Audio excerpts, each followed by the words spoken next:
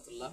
সম্মানিত দিনদার ইমানদার মমিন মুসলমান ভাই বোনেরা, আল্লাহ তাআলা আমাদেরকে দুনিয়াতে পাঠিয়েছেন আল্লাহর ইবাদত করার জন্য। আমরা যখন নামাজ পড়ি, নামাজ পড়তে গেলে উজু অবশ্যই করতে হবে। উজুটা যদি সহি শুদ্ধ না হয় তাহলে আপনার নামাজও হবে না। তাহলে উজুরা আজকে কীভাবে করতে হবে, আজকে উজুটা কীভাবে করতে হবে, কীভাবে উজুটা করলে সুন্দর হবে উজুটা আজকে আপনাদেরকে দেখাবো। সর্বপ্রথমে আপনি উজুর ফরজ 4টি, ফরজগুলো দেখবেন সুন্দরভাবে আদায় হয় কিনা। আর সর্বপ্রথমে আপনি এসে দুটো হাত ভালোভাবে ধৌত করবেন।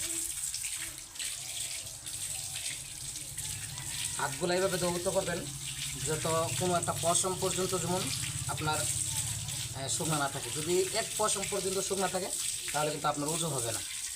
তারপরে কি করবেন, ভালো করে হাতগুলো ধুয়ে কলি পর্যন্ত কবজা পর্যন্ত ধুয়ে 3বার কলি করবেন। একটা জিনিস খেয়াল রাখবেন, শুধু রমজান মাসে যে যখন আপনি রোজা রাখবেন, রোজা অবস্থায় আপনি গড়গড়াও করবেন না। শুধু রমজান মাসে যে সময় আপনি রোজা রাখেন, আর রোজা ছাড়া যদি রোজা রাখলে আপনি এইভাবে কলি করে চলবেন।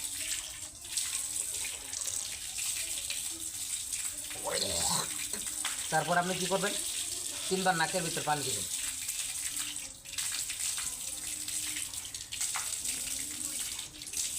ভালো করে 3বার নাকের ভিতর পানি দিবেন।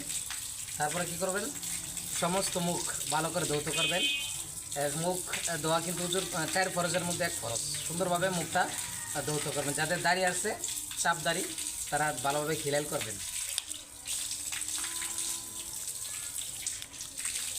3বার আপনি মুখ ভালোভাবে ধৌত করবেন এবং ভালোভাবে দাড়িগুলো খিলাল করবেন, যাতে কোনো জায়গাতে যেন চুল পরিমাণ পর্যন্ত যেন না থাকে, শুকনো না থাকে। তারপর কী করবেন, তারপর 2 হাত কোনো সহ ভালো করে ধৌত করবেন। প্রথম ডান হাত বাম হাত দিয়ে ভালো করে ধৌত করবেন। তারপরে ডান হাত দিয়ে বাম হাত কোনো পর্যন্ত ভালো করে ধৌত করবেন। ওজুর 4 ফরজের মধ্যে কিন্তু 1 ফরজ কোনো পর্যন্ত ধৌত করা। তারপরে কি করবেন, মাথা মাসে করবেন। মাথা মাসে করা কিন্তু ফরজ।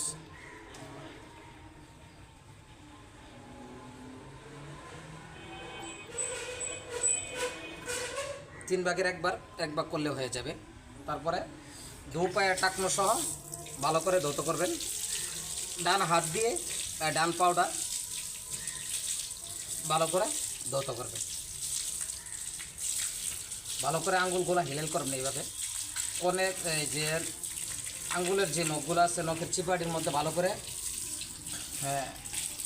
আপনি হাত দিয়ে ধৌত করবেন।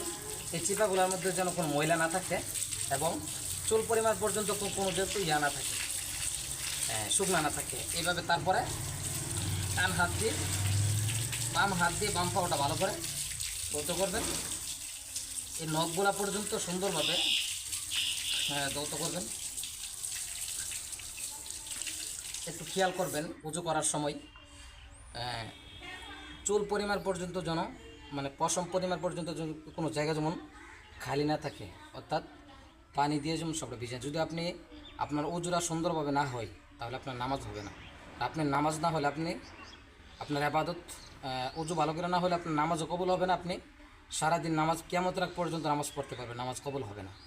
কাজে আমরা উজুটা কীভাবে সুন্দরভাবে আদায় করতে পারবো এই ভিডিও থেকে আমরা শিক্ষা নেব। আপনারা যারা উজু শেষ, তার একটা দোয়া আছে, এই শাহাদাত আঙ্গুলগুলা অর্থাৎ এইভাবে করতে পারেন। শাহাদাত আঙ্গুলগুলো উপরে রেখে এই দোয়াটা করতে পারেন, আশহাদু আল্লা ইলাহা ইল্লাল্লাহু ওয়া আশহাদু আন্না মুহাম্মাদান আবদুহু ওয়া রাসূলুহু। যদি আপনারা এই দোয়াটা করেন তাহলে আল্লাহ তাআলা 8টি জান্নাতের দরজা আপনার জন্য খুলে দেওয়া হয়। সবাই ভালো থাকবেন, সুস্থ থাকবেন। আসসালামু আলাইকুম।